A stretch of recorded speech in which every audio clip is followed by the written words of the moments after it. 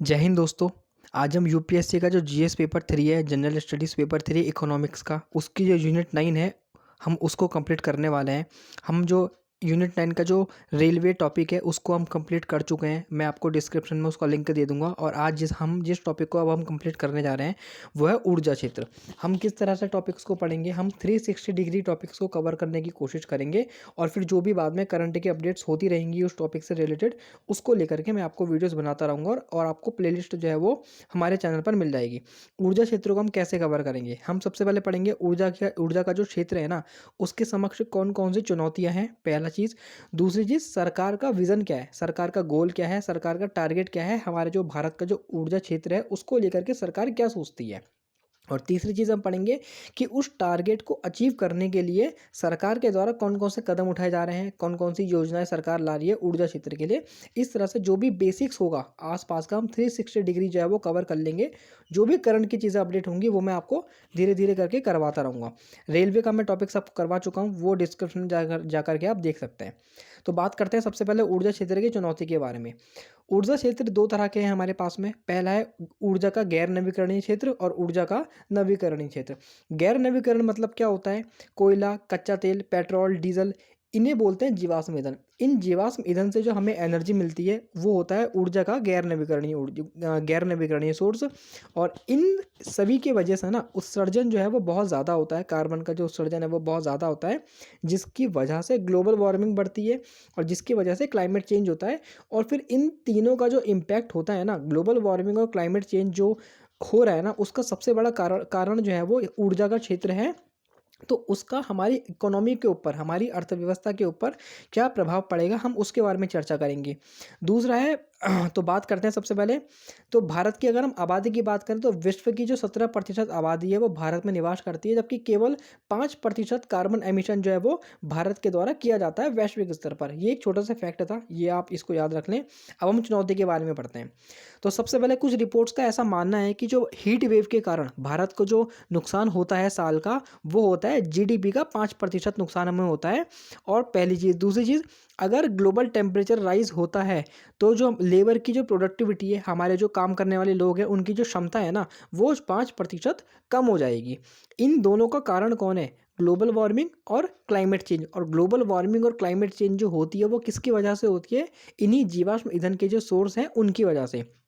तो global temperature 5% होने का मतलब क्या है कि अगर कोई भी मजदूर एक साल में 100 डिब्बे पैक कर रहा है ना, तो वो एक साल में 95 डिब्बे ही पैक कर पाएगा। इसका मतलब क्या होगी, 5% जो उसकी प्रोडक्टिविटी थी वो कम हो गई। और इसका इसका इसका रीज़न क्या है, वो है टेम्परेचर बढ़ने के कारण। टेम्परेचर किसकी वजह से बढ़ा है, ऊर्जा के जो गैर नवीकरण सोर्स है उनकी वजह से।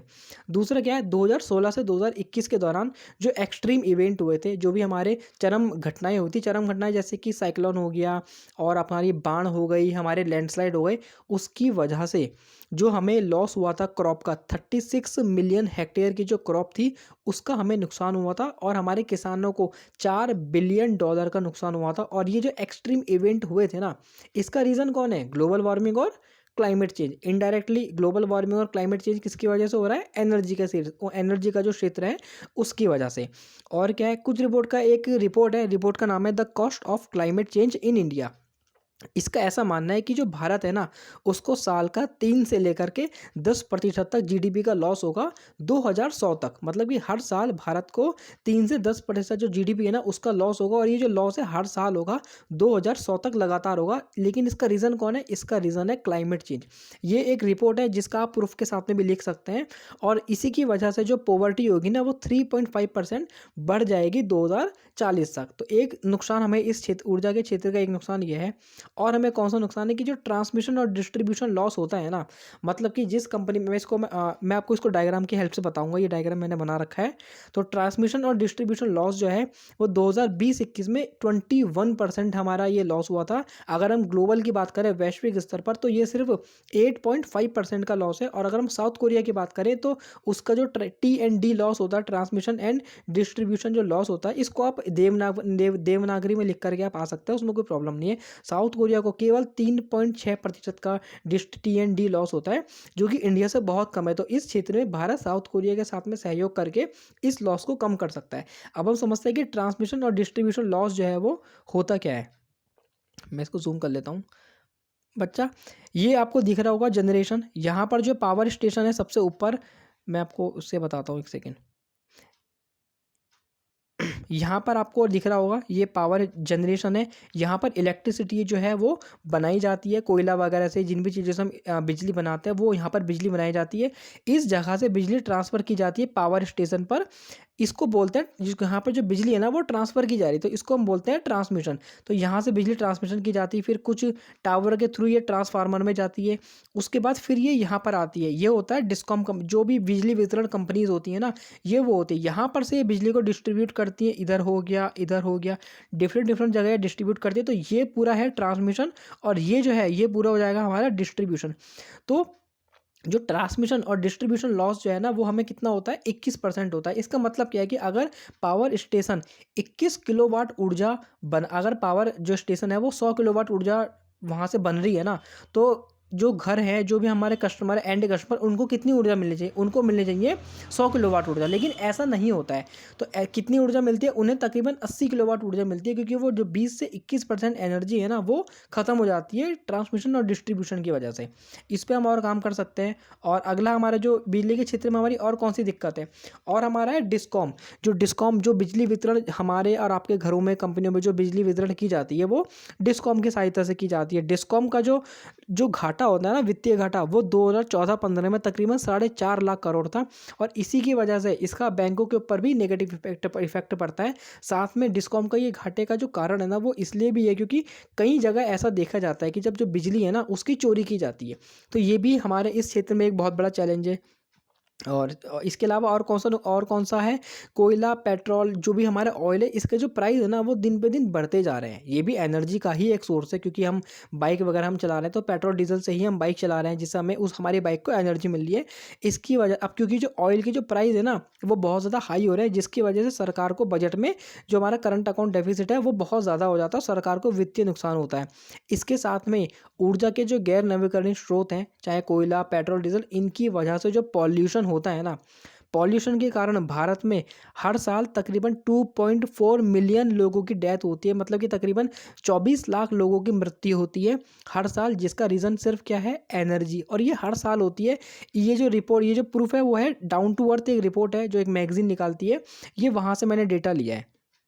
तो ये हमने पढ़ लिए, जो गैर नवीकरणीय ऊर्जा है उससे हमें कौन कौन से नुकसान होते हैं, हमने वो पढ़ लिए हैं। आप इन्हीं पॉइंट्स बना करके पेपर में लिख करके आ सकते हो, आपको वहीं से बहुत फ़ायदा होगा। अब हम पढ़ेंगे ऊर्जा के जो नवीकरणीय स्रोत है उनसे भी हमें बहुत कुछ नुकसान होता है। ऊर्जा के नवीकरणीय स्रोत मतलब कि सोलर एनर्जी और विंड एनर्जी, इससे हमें कौन सा नुकसान होता है। बच्चों, सोलर एनर्जी और विंड एनर्जी जो है, अगर आपको उसको सेट करना है ना तो उसके लिए हमें ज़मीन चाहिए होती है बहुत ज़्यादा। तो सबसे पहला नुकसान होता है कि जो हमारा लैंड है ना, हमें लैंड का जो है बहुत ज़्यादा नुकसान होता है। हालांकि इसका कोई सॉल्यूशन भी है, जैसे सोलर रूफ इसका एक सॉल्यूशन है। जो हमारे घर है वहाँ पर जो है सोलर सेल लगाए जाते हैं ताकि हम एनर्जी को ले सकें। साथ में हम आजकल एक नए प्रोजेक्ट चल रहा है जहाँ पर पानी के ऊपर सोलर जो सेल है वो लगाए जा रहे हैं। और इसके साथ में अगर हम विंड एनर्जी की बात करें तो ज़मीनों के साथ साथ जो समुद्र है वहाँ पर भी विंड एनर्जी जो है वो लगाई जा रही है। जैसे कि आप यहाँ पर डायग्राम में आप देख सकते हो, इसे बोलते हैं ऑफ शेयर विंड एनर्जी। और इसी तरीके से ये एक पुल है जो नदी के ऊपर ये जो सोलर सेल है वो लगाए जा रहे हैं। और कौन सा हमें नुकसान है, जो नवीकरणीय स्रोत है। बच्चों, जितने भी सोलर एनर्जी या विंड एनर्जी जो होती है ना, उसमें जिस चीज़ का सबसे ज़्यादा यूज़ होता है वो होता है लिथियम। और अगर हम लिथियम की बात करें तो बच्चों, लिथियम के ऊपर अगर किसी देश की एक मोनोपोली है तो वो है चाइना की, क्योंकि अधिकांश लिथियम जो प्रोसेस किया जाता है ना वो चाइना के द्वारा किया जाता है। और हमारी बहुत सी बैटरीज हो गई या फिर जो सोलर सेल है वो आज भी हम चाइना से मंगवाते हैं। तो इस क्षेत्र में सबसे बड़ी प्रॉब्लम यह है कि हमारी चाइना के ऊपर डिपेंडेंसी है। दूसरा इसका कारण है वित्तीय समस्या, क्योंकि इनको लगाने में ना जो कॉस्ट आती है वो बहुत ज़्यादा आती है। जो सोलर सेल होते हैं फिर जो विंड एनर्जी आती है उनको सेटअप करने में बहुत ही ज़्यादा कॉस्ट आती है, कई करोड़ों की इनिशियल कॉस्ट आती है, जिसकी वजह से हमें और ज़्यादा प्रॉब्लम क्रिएट होती है, पहली चीज़। दूसरा रीज़न है, इस क्षेत्र में जो हमारा रिसर्च एंड डेवलपमेंट है और जो इनोवेशन है वो भी बहुत कम है। इसमें रिसर्च एंड डेवलपमेंट बहुत ज़्यादा नहीं है। साथ ही जो विंड टरबाइन होती है ना, उससे नॉइज़ पॉल्यूशन बहुत ज़्यादा होता है। अगर आप विंड टरबाइन के नीचे खड़े होंगे तो अब आपको समझ में आएगा, इससे जो जो उसकी टरबाइन्स घूमती हैं उससे बहुत ही तेज़ आवाज़ आती है, जिसकी वजह से खतरा जो हमारी वाइल्ड लाइफ होती है, जो ग्रेट इंडियन बस्टर्ड है राजस्थान की तरफ मेरे ख्याल से वहीं पे है, तो वहाँ पे बहुत ज़्यादा नुकसान होता है, क्योंकि जो पंछी होते हैं ना, वो इन जो इसके टरबाइन्स होते हैं उससे टकरा जाते हैं और उनकी मौत तक हो जाती है, पहला रीज़न। और दूसरा है कि जो फॉरेस्ट लॉस है वो भी बहुत ज़्यादा होगा, क्योंकि अगर आपको विंड एनर्जी अगर हम लाना चाहते हैं ना, तो उसके लिए हमें विंड टरबाइन्स जो है वो बड़ी-बड़ी विंड टरबाइन्स खड़ी करनी पड़ेंगी, और हर एक विंड टरबाइन के बीच में हमें बहुत ज़्यादा गैप देना होता है, ताकि उनमें एक दूसरे से कोई भी प्रॉब्लम ना हो। इसके लिए हमें एक बहुत बड़ा जो जंगल है ना, वो भी साफ़ करना पड़ता है, और हाई इनिशियल कॉस्ट है। अगर आप इनको लगाना चाहते हैं तो आपकी शुरुआत में बहुत ज़्यादा कॉस्ट आती है। सोलर एनर्जी अगर आपको चाहिए तो उसके लिए हमें सूरज के ऊपर निर्भर होना पड़ता है। इसके साथ में ही अभी हमारी रिसर्च एंड डेवलपमेंट जो है वो भी बहुत कम है, इनोवेशन बहुत कम है, तो एफिशिएंसी जो है ना अभी वो बहुत कम है हमारी, चाहे वो सोलर एनर्जी हो चाहे वो विंड एनर्जी हो, उसकी जो एफिशिएंसी है वो भी अभी बहुत ही ज़्यादा कम है।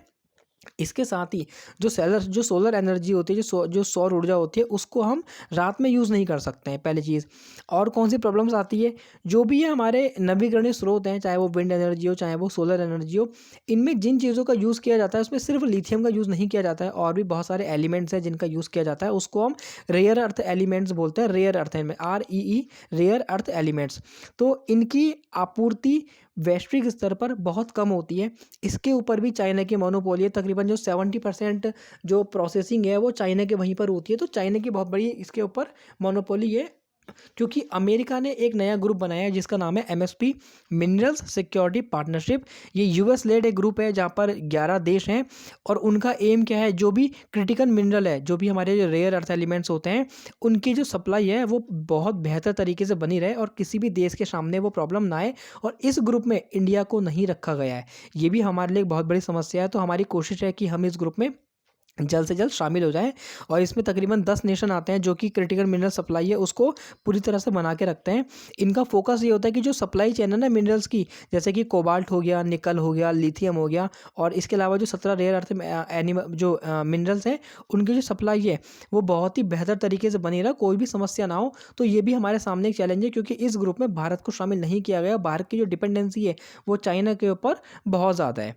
जैसे आप ये डायग्राम में देख सकते हैं, ये पानी के ऊपर सोलर एनर्जी लगा रखी है, तो यहाँ पर से हमारा जो लैंड है हमें उसका भी बहुत ज़्यादा बच जाता है। इस वीडियो में हमने सिर्फ एक चीज़ पढ़ी है कि जो हमारी ऊर्जा है, ऊर्जा के समक्ष चैलेंजेस कौन कौन से हैं। अगली वीडियो जो आएगी उसमें हम आपको बताएंगे कि ऊर्जा के क्षेत्र को लेकर के सरकार का जो विज़न है वो क्या है। एक ही वीडियो में आपको सारी चीज़ें मिल जाएंगी, एनर्जी से रिलेटेड जो भी चीज़ें होंगी, पॉसिबल चीज़ें, वो सब आपको एक ही वीडियो में मिल जाएंगी। और फिर नेक्स्ट वीडियो जो आएगी उसमें हम सरकार के द्वारा लिए गए जो भी स्टेप्स होंगे हम आपको वो बताएंगे। अगर आपको हमारी एक्सप्लेनेशन अच्छी लगी हो तो वीडियो को लाइक करें और चैनल को सब्सक्राइब करें, और इसी तरह से इनके आप प्रॉपर नोट्स बनाएं। ये बहुत ही शॉर्ट नोट्स हैं, आप चाहो तो इनको लंबे लंबे डेफिनेशंस बना करके भी लिख सकते हो, वो पूरी तरह से आपके ऊपर निर्भर करता है। लेकिन क्योंकि समय इतना ज़्यादा मिलता नहीं है मेंस में, तो इसलिए मैं शॉर्ट नोट्स जो होते हैं मैं वो आपके लिए लाया हूँ। Thank you so much.